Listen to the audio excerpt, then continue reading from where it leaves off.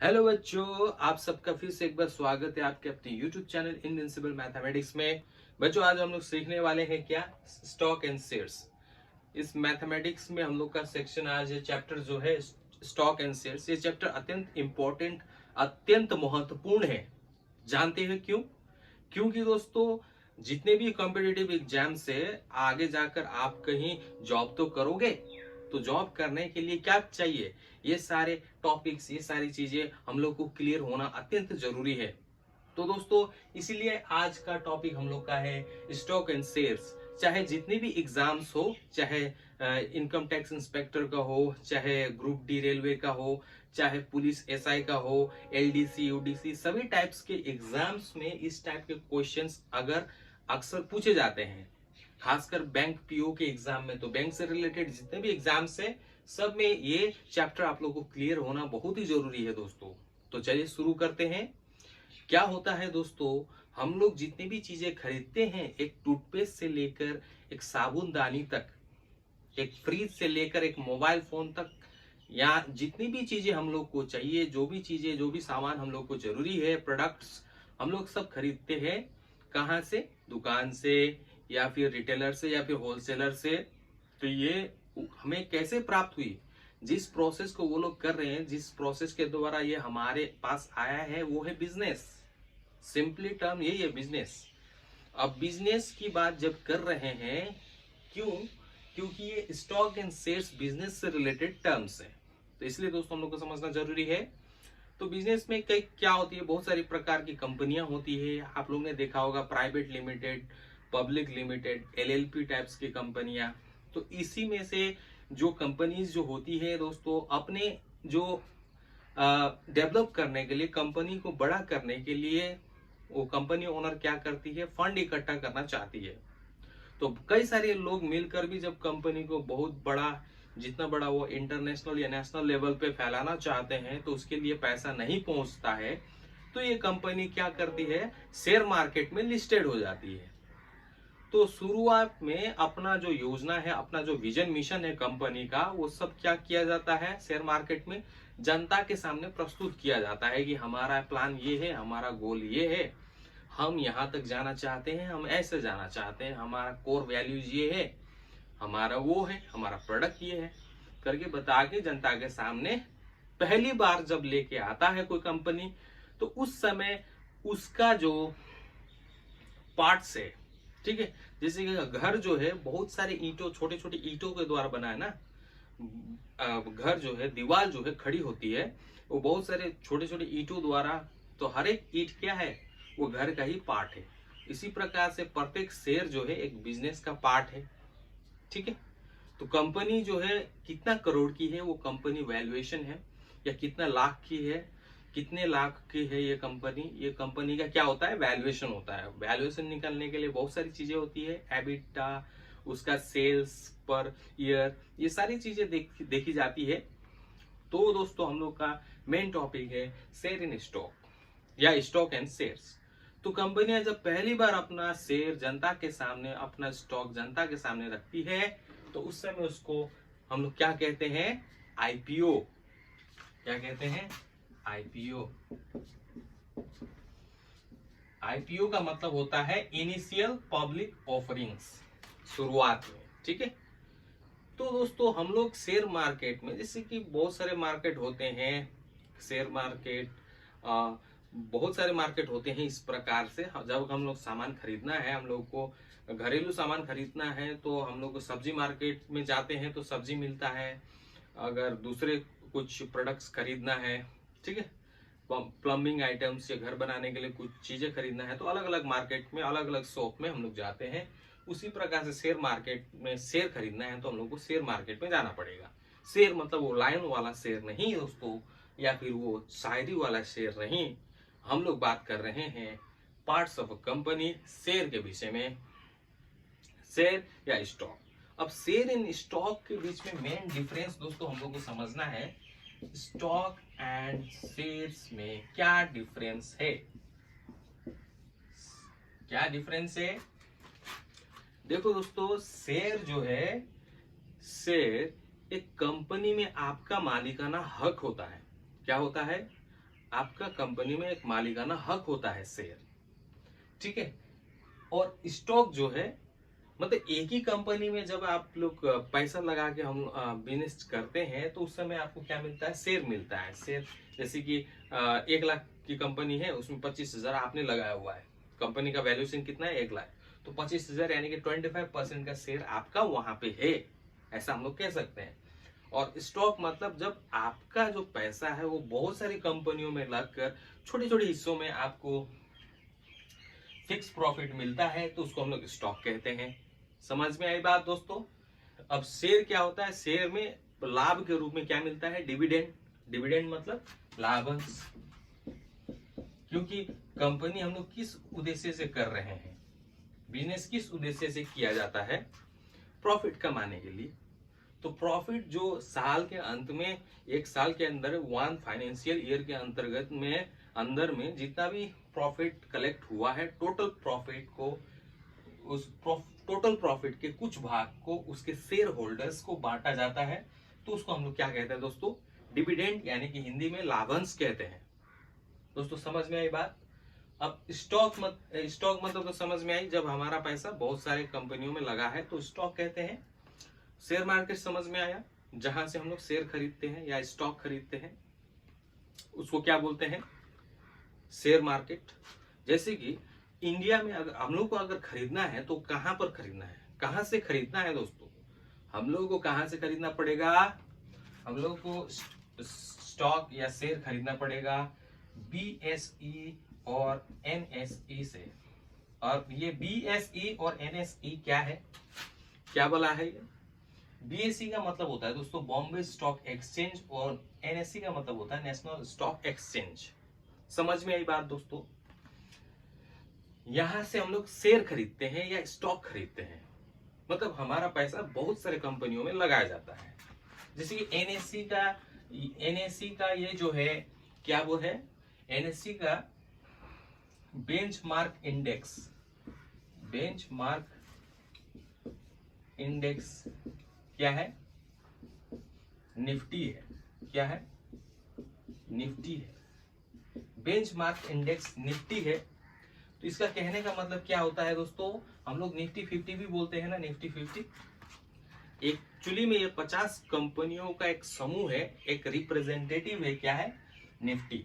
ये 50 कंपनियों का दोस्तों समावेश होता है निफ्टी, ठीक है। मतलब 50 निफ्टी को देख के आप ये पता कर सकते हो कि ये 50 कंपनियां कैसा परफॉर्म कर रही है मार्केट में, हल्का या फिर बहुत ही उम्दा, अच्छा, किस प्रकार का परफॉर्मेंस ये दे रही है 50 कंपनियां। इसी को हम लोग दोस्तों कहते हैं निफ्टी। समझ में आया दोस्तों इसको, बेंचमार्क इंडेक्स। और NSE का बेंचमार्क इंडेक्स निफ्टी है, तो BSE का ये जो है बेंचमार्क इंडेक्स क्या है, सेंसेक्स है, सेंसेक्स है।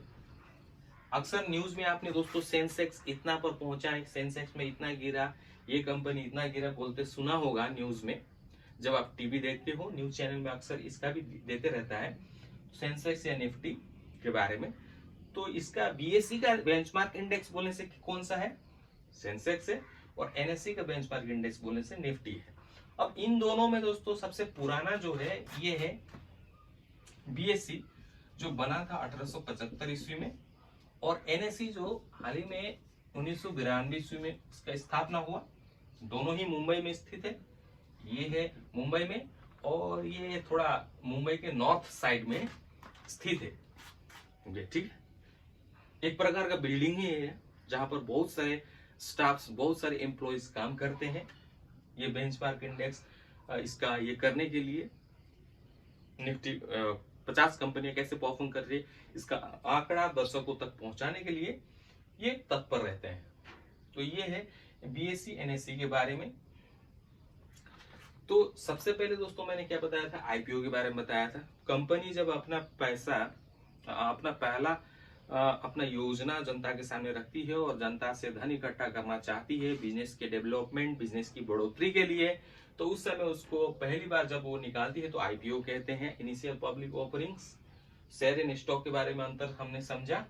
अब हम लोग जानेंगे कि ये जो शेयर है ये कैसे नापा जाता है, कैसे हम लोग इसको आइडेंटिफाई करते हैं, हम लोग कैसे जानते हैं कि शेयर का प्राइस कितना है? उसके लिए दोस्तों एक रेशियो होता है जिसको कहते हैं price earning ratio, PE ratio या प्राइस अर्निंग रेशियो भी कहते हैं।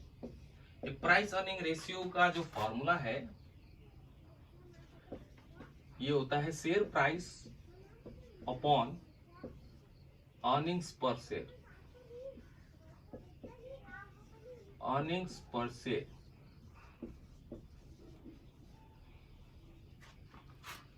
ऐसे करके हम लोग देखते हैं दोस्तों। ये जो है शेयर प्राइस अर्निंग्स पर शेयर, इसको साधारण भाषा में ऐसे समझे कि कितना पैसा मैं लगाऊंगा शेयर मार्केट में और मुझे कितना पैसा मिलेगा। ये दोनों का रेशियो को हम लोग क्या क्या कहते हैं? पीई रेशियो कहते हैं इसको दोस्तों, ठीक है। तो अक्सर इन्वेस्टर्स और जाने माने बहुत सारे जो लोग हैं, बहुत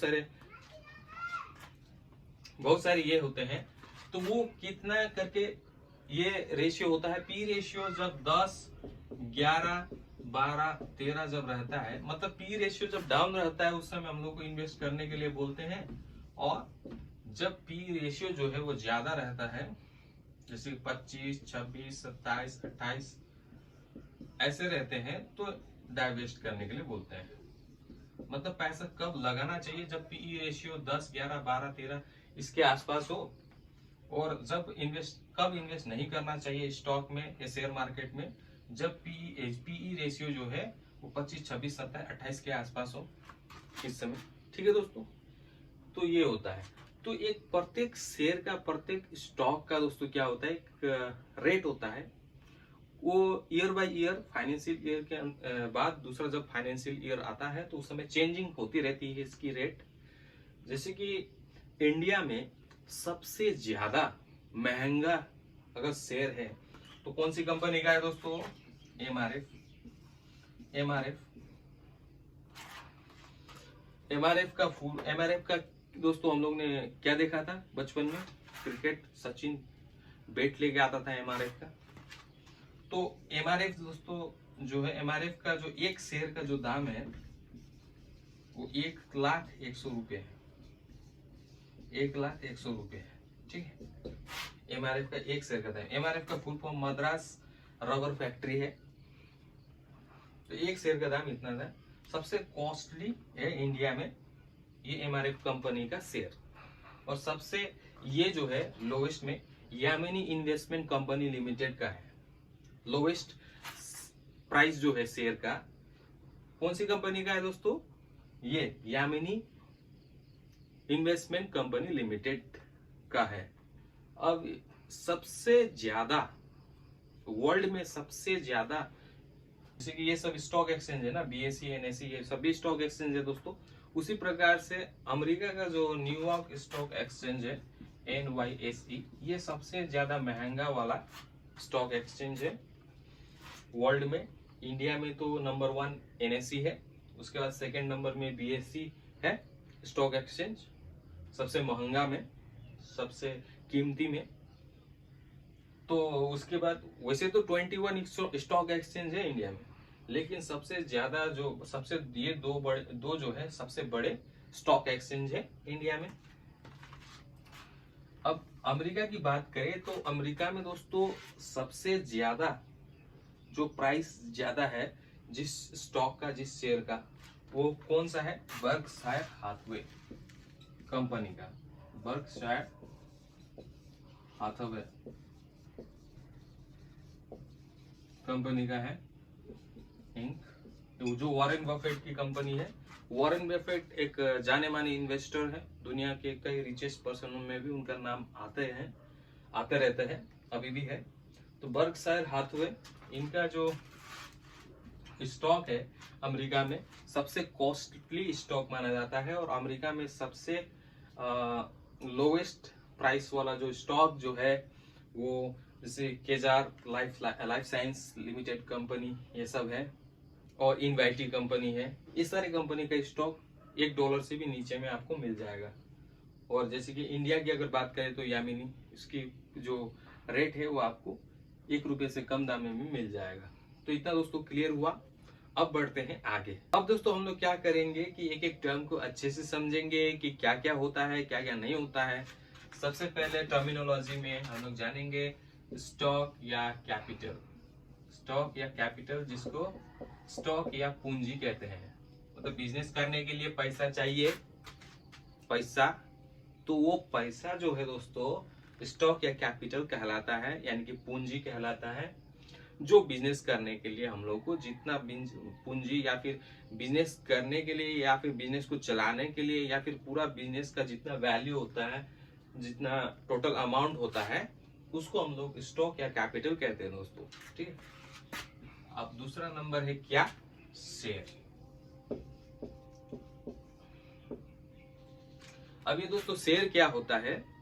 शेयर दोस्तों क्या होता है कि जैसे कि पूरी कंपनी का मान लो वैल्यू जो है क्या है, कितना है, 1,00,000 रुपए का है पूरा कंपनी, मान लीजिए, समझने के लिए मान लीजिए। वैसे 1,00,000 से बहुत ज्यादा अमाउंट का ही होता है, 1,00,000 का तो कोई कंपनी नहीं होता है, लेकिन समझने के लिए मान लीजिए 1,00,000 रुपए का है। तो प्रत्येक यूनिट का प्राइस डिसाइड करता है उसका ओनर, पर यूनिट। ठीक है। 1,00,000 रुपए का है, 1,00,000 रुपए का है ये कंपनी का जो वैल्यूएशन है वो 1,00,000 रुपए का है पर यूनिट जो है। जैसे कि मैंने एग्जांपल दिया था कि दीवार जो चारों दीवार खड़ी हुई है घर का, वो प्रत्येक ईंट के द्वारा खड़ी हुई है। तो प्रत्येक ईंट एक इकाई है, एक यूनिट है। जैसे कि हम लोग लाइफ साइंस में क्या पढ़ते थे, what is cell is a structural functional unit of life. उसी प्रकार से एक क्या है, शेयर बोलने से एक यूनिट होता है, एक इकाई होता है कंपनी का। जो कंपनी का जो वैल्यू है 1,00,000 पर यूनिट मान लो 100 रुपए का है। ठीक है। तो टोटल कितना यूनिट है इस कंपनी में, 1,00,000 वाले कंपनी में? टोटल 1,000 यूनिट है, क्योंकि 1,000 और 100 को गुना करने से 1,00,000 होता है। तो टोटल यूनिट का पर यूनिट का जो दाम है वो 100 रुपए है, और उसमें यूनिटों की संख्या कितनी होगी? 1,000 होगी, नंबर ऑफ यूनिट। तो पर शेयर का दाम यहाँ पे ये है। तब जब ये दोनों को गुना करेंगे तो ये निकलेगा, ये जो निकलेगा इसको हम लोग क्या कहते हैं? कंपनी वैल्यू, कंपनी वैल्यूएशन या कंपनी वैल्यू वो कहते हैं। तो दोस्तों अब हम लोग समझते हैं डिविडेंड के बारे में।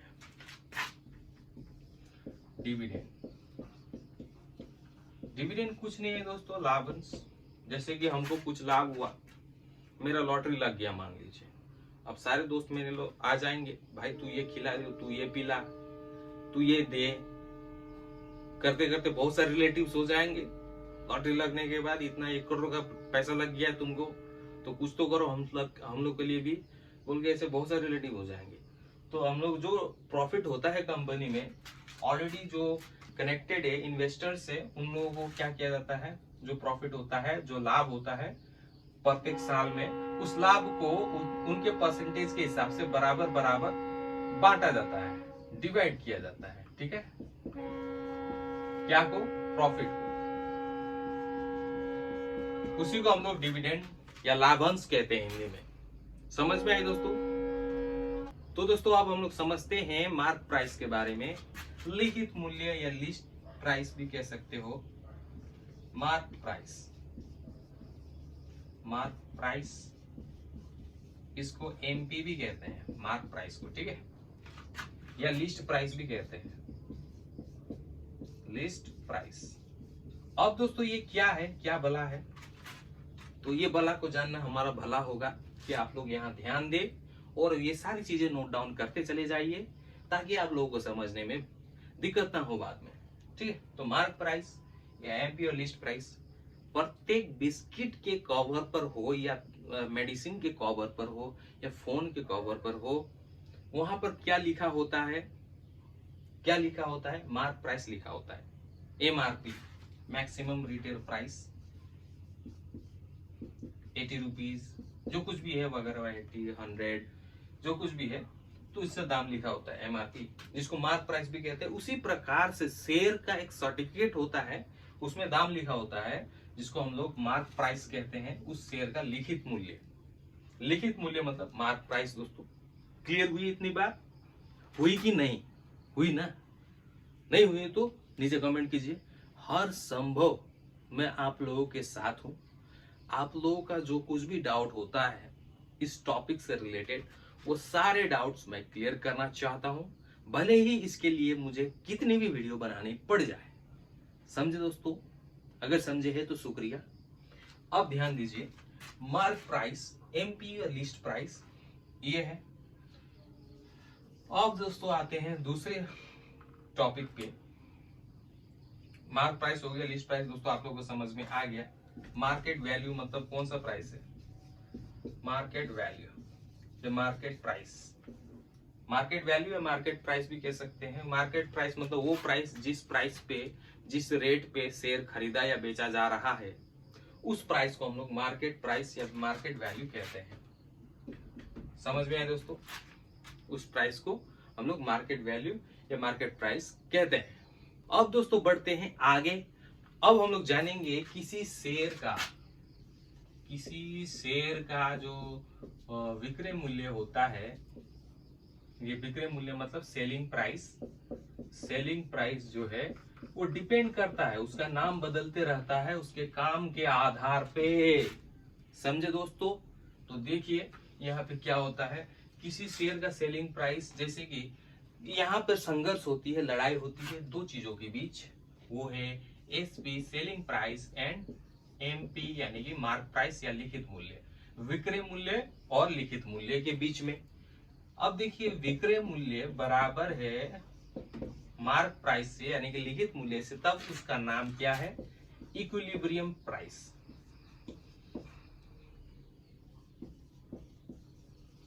इक्विलिब्रियम प्राइस समझ में आई?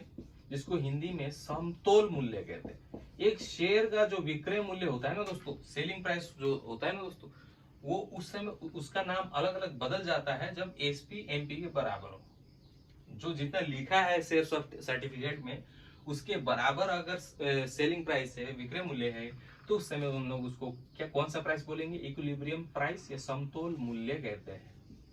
ठीक है, ये पहला कंडीशन हो गया। दूसरे कंडीशन में आ जाइए दोस्तों, जब एसपी लेस देन होगा एमपी से, यानी कि विक्रय मूल्य कम है जितना लिखा हुआ मूल्य है, लिखित मूल्य है, विक्रय मूल्य कम है, तो उस केस में उसका नाम क्या पड़ जाता है? अवमूल्य, या इंग्लिश में हम लोग क्या कह सकते हैं इसको? Mark down price, mark down price कह सकते हैं। अब तीसरा कंडीशन ये हो सकता है कि जो विक्रय मूल्य है वो ज्यादा हो लिखित मूल्य से, एमपी यानी कि मार्क प्राइस से, तो उस समय उसका नाम दोस्तों क्या पड़ जाएगा? हिंदी में बोलने से अधिमूल्य पड़ जाएगा इसका नाम, और इंग्लिश में बोलने से इसका नाम क्या पड़ जाएगा? प्रीमियम प्राइस कहते हैं। ठीक है, प्रीमियम प्राइस। जैसे कि फॉर एग्जांपल के लिए मान लीजिए share is sold, share is sold at premium price of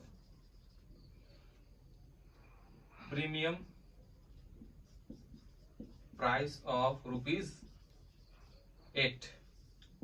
मतलब इसका कहने का इस शेयर को क्या किया गया है दोस्तों? बेचा गया है 8 रुपए प्रीमियम प्राइस पे। यानी कि कहने का मतलब ये है कि 8 रुपए एमपी प्राइस से अधिक है। एमपी प्राइस से कितना अधिक है? 8 रुपए। और share is sold at marked down price of ₹5। इसका कहने का मतलब ये है, मार्क डाउन प्राइस में बेचा गया है 5 रुपए में, तो इसका कहने का मतलब ये है कि एमपी यानी कि मार्क प्राइस से कितना रुपए कम है? 5 रुपए कम है। ठीक है, क्योंकि a share is sold या purchase, a share is sold or purchase at equilibrium price price ₹50 बोला है। एक शेयर को क्या किया गया है, बेचा गया है या खरीदा गया है, कितना में? इक्विलिब्रियम प्राइस, इक्विलिब्रियम प्राइस ₹50, यानी कि उसका एसपी और एमपी दोनों बराबर है। मतलब इक्विलिब्रियम प्राइस कहने का मतलब ये है कि सेलिंग प्राइस और उसका लिखित मूल्य यानी कि मार्क प्राइस दोनों ही ₹50 है। ठीक है दोस्तों, समझ में आई? Clear? No doubt? Any doubt? Then you can comment me and I will reply the answer. अब बढ़ते हैं आगे और उसको समझते हैं कि ब्रोकरेज क्या होता है। सबसे पहले इसको मिटा दिया जाए, ये सब अच्छे से नोट डाउन कर लीजिए आप लोग दोस्तों, उसके बाद हम लोग इसको मिटा देंगे। अब दोस्तों हम लोग जानेंगे ब्रोकरेज के बारे में। ब्रोकरेज क्या होता है? ब्रोकरेज, अब इंग्लिश में देखिए इसका नाम कितना स्टैंडर्ड लगता है, हिंदी में इसका नाम क्या है मालूम है, जानते हैं? दलाली। इतना खतरनाक नाम लगता है, दलाली। तो दोस्तों इसमें लेकिन ब्रोकरेज के बारे में हम लोग को समझना जरूरी है। मिडिल मैन चाहिए। क्या चाहिए? Middle man. हम डायरेक्ट शेयर मार्केट में जाके शेयर को 2 होने से थोड़ी देगा, हम लोग को नॉलेज रहनी पड़ेगी वहां पर क्या प्रोसेस है, क्या कुछ है, ये सारी चीजें अंडरस्टैंडिंग होनी पड़ेगी, जिसमें बहुत टाइम लगते हैं। तो इसके लिए दोस्तों एक मिडिल मैन होता है जो हमारे बीच, हम शेयर खरीदना चाहते हो तो उससे जाके कांटेक्ट करना पड़ेगा, तो वो हमारे बिहाफ में परचेस करेगा। शेयर हो गया, बॉन्ड्स हो गया, कुछ भी हो गया। तो मिडिल मैन होता है। ब्रोकरेज एक फॉर्म भी हो सकता है, एक इंडिविजुअल भी हो सकता है, कंपनी भी हो सकता है, जो मिडिल मैन का काम करेगा आपके और हमारे यानी कि सेलर और बायर के बीच में। सेलर और बायर, एक खरीदने वाला एक बेचने वाला, इन दोनों के बीच में मिडिल मैन का काम करता है, दलाल का काम करता है ब्रोकरेज। ठीक है, तो ब्रोकरेज कुछ कमीशन भी चार्ज करता है जिसके लिए, अपने काम के लिए, तो इसीलिए ये ब्रोकरेज है। तो दोस्तों ब्रोकरेज समझ में आई। तो ये ब्रोकरेज के बाद अब हम लोग ये समझेंगे कि रियल प्राइस क्या होगा एक शेयर को खरीदने का। दलाल को तो आपको पैसे देना ही पड़ेगा। अगर शेयर का दाम है ₹100, दलाल मांग रहा है इसका मैं ₹50 लूंगा, ₹100 वाला शेयर का, तो ये ₹50 उसको देना पड़ेगा। तो रियल सीपी या रियल कॉस्ट प्राइस एक शेयर को खरीदने का क्या रहता है?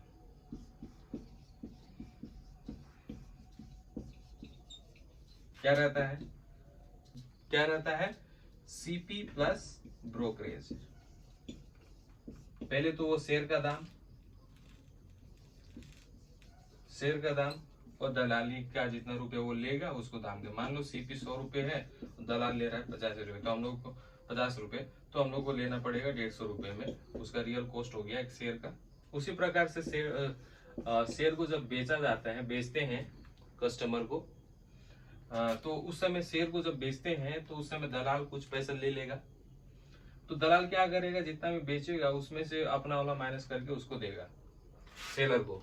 ठीक है ना, क्योंकि ब्रोकरेज तो एक्चुअली में क्या है, मिडिलमैन है, सेलर और बायर के बीच में, खरीदार और इसके दुकानदार के बीच में क्या है, एक ब्रोकरेज मिडिलमैन का काम करता है दोनों के बीच में। जैसे कि आपको समझने के लिए और अच्छे से बता देता हूँ ब्रोकरेज को। जैसे कि मिडिलमैन है, जैसे कि मुझे 2 भाषा आती है, इंग्लिश भी आती है, हिंदी भी आती है। अब 2 पर्सन यहाँ पे ब्रिटिश है, एक यहाँ पे गाँव का देहाती लड़का है जो सिर्फ हिंदी जानता है। अब इन दोनों के बीच में कन्वर्सेशन कराने के लिए मैं मिडिलमैन का काम करूंगा ना, क्योंकि मुझे तो दोनों आती है, दोनों भाषा आती है, इंग्लिश हो या हिंदी हो। तो इन दोनों के बीच में दोनों मिडिलमैन का काम मैं करूंगा। तो इसी कारण से मुझे इसके बारे में पता है और इसके बारे में पता है, मुझे कस्टमर के बारे में पता है और इधर भी पता है, तो मैं मिडिलमैन के रूप में काम कर सकता हूँ। तो यही है ब्रोकरेज यानी कि दलाली। तो दोस्तों ये बेचने के बाद, शेयर को बेचने के बाद हम लोग को कितना अमाउंट मिलेगा, तो उस अमाउंट निकालने का जो फॉर्मूला होता है, ये हम लोग को मान लेना पड़ेगा कि दलाली को तो कुछ देना है, नहीं तो वो भूखा मरेगा। तो दलाली को भी देना पड़ेगा। तो जितना भी हमने बेचा है उसमें से माइनस करना पड़ेगा ब्रोकरेज। जितना भी हमने शेयर को बेचा है किसी पार्टी को, तो उसमें से ब्रोकरेज का जो, दलाली का जो जितना अमाउंट है उसको माइनस करके हम लोग को अमाउंट रिसीव होगा जब हम लोग शेयर बेचते हैं उस टाइम पे। समझे दोस्तों? तो दोस्तों ये हुई थी कुछ कॉन्सेप्ट्स। अब हम लोग और कुछ कॉन्सेप्ट्स को क्लैरिफाई करेंगे, बढ़ते हैं आगे, इसको मिटा देते हैं। आप लोग राइट डाउन कर लीजिए अपने अपने नोट्स बुक में। तो दोस्तों कुछ बातें ऐसी भी है जो हमें नोट्स रखनी जरूरी है, ध्यान में रखनी जरूरी है, ताकि हम लोग मिस्टेक ना करें जब कैलकुलेशन कर रहे हो शेयर एंड स्टॉक्स का। तो वो बातें क्या है, नोट कर लीजिए। वो बातें है, सबसे पहले एमपी हमेशा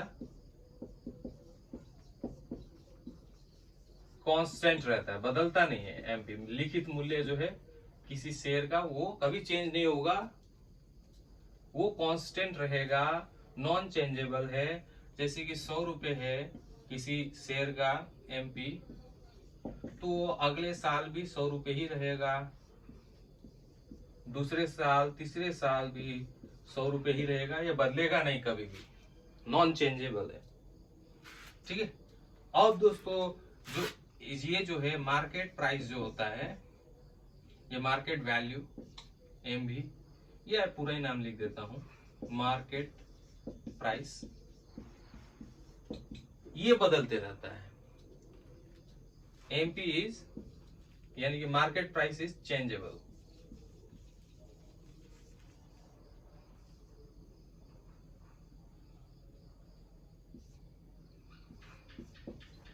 ये चेंजेबल है। ठीक है दोस्तों, ये बदलती रहती है। क्यों? क्योंकि मार्केट प्राइस जो होता है शेयर का बाजारी मूल्य है, जिस रेट में, जिस पैसा में शेयर को खरीदा या बेचा जाता है, उस शेयर का प्राइस, मार्केट प्राइस चेंज होते रहता है, लेकिन एमपी हमेशा कांस्टेंट रहता है। इतना बात दोस्तों आपको अपने दिमाग की कटोरी में रख लेनी है, भर लेनी है, ताकि वहां से गिर न पाए वो सारी नॉलेज जो मैं आपको आज बता रहा हूं। ठीक है, तो अब बढ़ते हैं आगे। तो दोस्तों 100 रुपए के 120 पर 9% स्टॉक, इस वाक्य का, इस सेंटेंस का क्या अर्थ होता है, अब हम लोग इसको समझेंगे। ठीक है दोस्तों, यहाँ पर दिया हुआ है 100 रुपए के 120 पर 9% स्टॉक का क्या अर्थ होता है। तो इसका मतलब इस शेयर का मार्क प्राइस, ठीक है, लिखित मूल्य है, ये बात ध्यान रखिए, 100 रुपए है। लेकिन इस शेयर का, प्रत्येक शेयर का क्या बोलते हैं उसको, एसपी यानी कि सेलिंग प्राइस कितना है, 120 रुपए है। मार्क प्राइस कितना है, 100 रुपए है, और एसपी कितना है, 120 रुपए। तो डिविडेंड अगर निकालना है तो डिविडेंड तो हमेशा किस पर निकलता है, बोला है मैंने, मार्क प्राइस पर ही निकलता है। तो मार्क प्राइस तो यहाँ पे 100 रुपए है, तो 100 रुपए का 9% कितना होता है, 100 इंटू 9/100 यानी कि 9 रुपए होता है। ठीक है, ये 9 रुपए क्या है, डिविडेंड है प्रत्येक शेयर में, यानी कि 120 की लागत पर, मतलब 120 में जब हमने बेचा तो हमें कितना रुपए एक वर्ष में आए, कितना हुआ, हमारा इनकम जो है वो 9 रुपए का हुआ। समझ में आई दोस्तों बात? इस सेंटेंस का अर्थ समझना है हम लोग को। 100 रुपए के 120 पर 9% स्टॉक कहने का मतलब है कि इस शेयर का एमपी 100 रुपए है, तो उसके बाद यहाँ पर इस शेयर का एसपी यानी कि सेलिंग प्राइस कितना होगा दोस्तों, 120 रुपए यहाँ पर दिया हुआ है। तो डिविडेंड 9%, 100 रुपए एमपी का ही 9% निकाल दिए तो 9 रुपए हो गया। 100 का 9% कितना होता है, 9 रुपए होता है। तो 120 हम लोग ने लागत किया, तो हम लोग को एक वर्ष में आय कितना हुआ, 9 रुपए, यानी कि डिविडेंड हम लोग को मिला, लाभांश हम लोग को मिला कितना, 9 रुपए। दोस्तों समझ में आई दोस्तों, बात क्लियर हुई? तो आई होप दोस्तों मेरा मेहनत आप लोगों को दिख रहा होगा और आप लोगों को समझ में आया होगा। समझ में आया है तो लाइक कीजिए, शेयर कीजिए, इस वीडियो को उन लोगों तक पहुंचाइए जो भी यहाँ पर कॉम्पिटिटिव एग्जाम्स की तैयारी कर रहे हैं हमारे इंडिया में, तो उन लोगों तक मेरी वीडियो जरूर जानी चाहिए। अगर मुझसे बोलने झूलने में, बोलचाल में कुछ गलती हो गई तो माफ कीजिएगा, और इस वीडियो को ज्यादा से ज्यादा लोगों तक शेयर कीजिए जो भी कॉम्पिटिटिव एग्जाम्स की तैयारी कर रहे हैं, ताकि उनको थोड़ी बहुत हेल्प मिल सके। अगर आपका कुछ भी डाउट से, कुछ भी आपको टॉपिक क्लियर नहीं हुआ है, जो कुछ भी, वो आप नीचे कमेंट्स कर सकते हैं, तो उस पर मैं जरूर वीडियो बनाने का प्रयास करूंगा कि मैथ्स के किस टॉपिक पर वीडियो बनाया जाए, ताकि आप लोगों को सारा कॉन्सेप्ट क्लियर हो और आप अच्छे से अपना जॉब का इंटरव्यू क्रैक करके एक शानदार जॉब आपके झोली में गिर पड़े। तो अगले वीडियो में, नेक्स्ट वीडियो में दोस्तों हम लोग करेंगे इस टाइप से रिलेटेड, इस कॉन्सेप्ट से रिलेटेड क्या क्वेश्चन आंसर को सॉल्व करेंगे। तब तक के लिए goodbye and take care. Thank you दोस्तों, जय हिंद।